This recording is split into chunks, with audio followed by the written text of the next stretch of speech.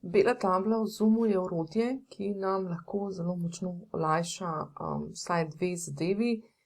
In sicer eno je recimo prezentiranje na delavnicah ali pa recimo prezentiranje, ko delamo na mentorskem srečanju ali pa mogoče celo sodelujemo mogoče z nekom, recimo da imamo neke vsebine, kjer je treba, ne vem, prikazati neke sheme, strukture in podobno. Skratka, v tem primeru nam lahko zelo olajša, ker si lahko recimo na tak način lahko skiciramo različne zadeve, kako naj bi izgledale, mogoče naredimo neke procese, prikažemo, recimo takole, pišemo besedila noter, lahko rišemo, zdaj tukaj pač, če imamo prosto risanje, je sicer malo težje, fino imeti kakšno grafično tablico ali kaj takega.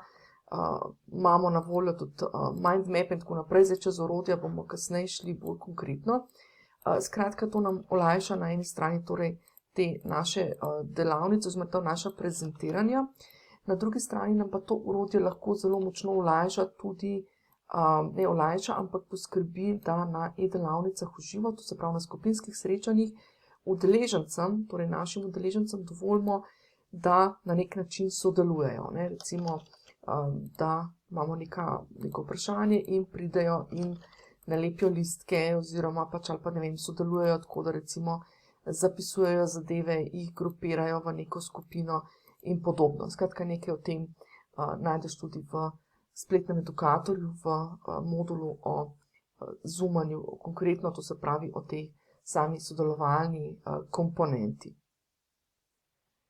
Zdaj prej nadaljujemo s konkretnimi pregledi in primeri, kaj in kako lahko delamo, bi samo toliko opozorila, da je treba ločiti, torej to je bila, bom rekla, neke vrste napredna tabla, medtem ko bela tabla, kakršno poznamo od začetka Zooma in najdemo tukaj, ko šeramo ekran, torej tale whiteboard.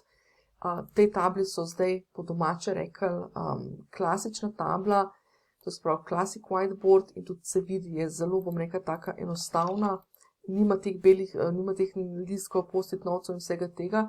Skratka, ko govorimo v tem video vodiču, v katerem se zdaj bomo torej se ukvarjali z tisto napredno belo tablo, medtem ko ta klasična je še vedno seveda na voljo.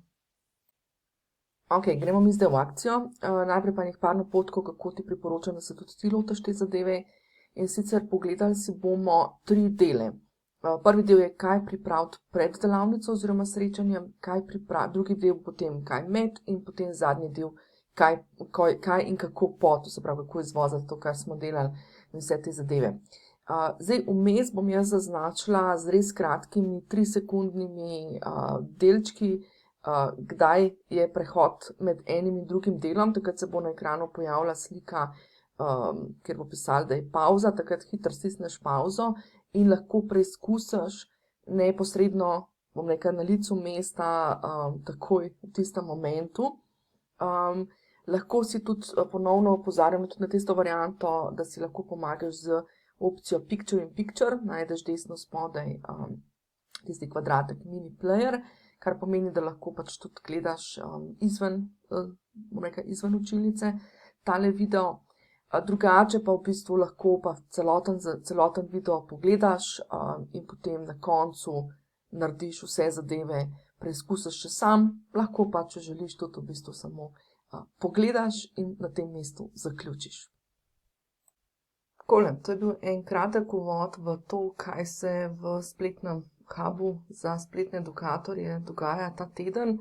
Torej, celotna video lekcija, celoten tak mini trening, tam nekje v obsegu pol ure, če se tudi lotiš zraven in preizkušaš zadeve, te torej čaka v članskem programu Spletni hub za spletne edukatorje, kjer v bistvu vsak teden posvetimo, bom rekla, pol ure ali pa recimo eno pedagoško uro na teden posvetimo eni majhni zadevi z področja spletnega poučevanja, to je od video lekcij, izgradnje spletnih tečajev, do zoomanja, do orodij z področja e-marketinga in e-biznisa, spletnega e-marketinga in e-biznisa in tudi spletnim učilnicam in različnim, bom rekla, orodjem in tehnikam, kako uspešno in učinkovito moderiramo online programe.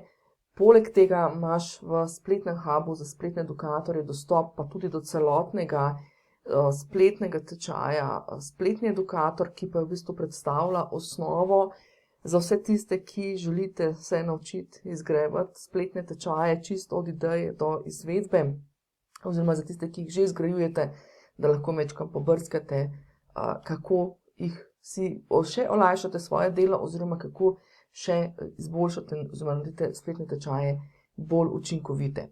Tako da, celoten video trening torej na voljo v spletnem hubu za spletne edukatorje.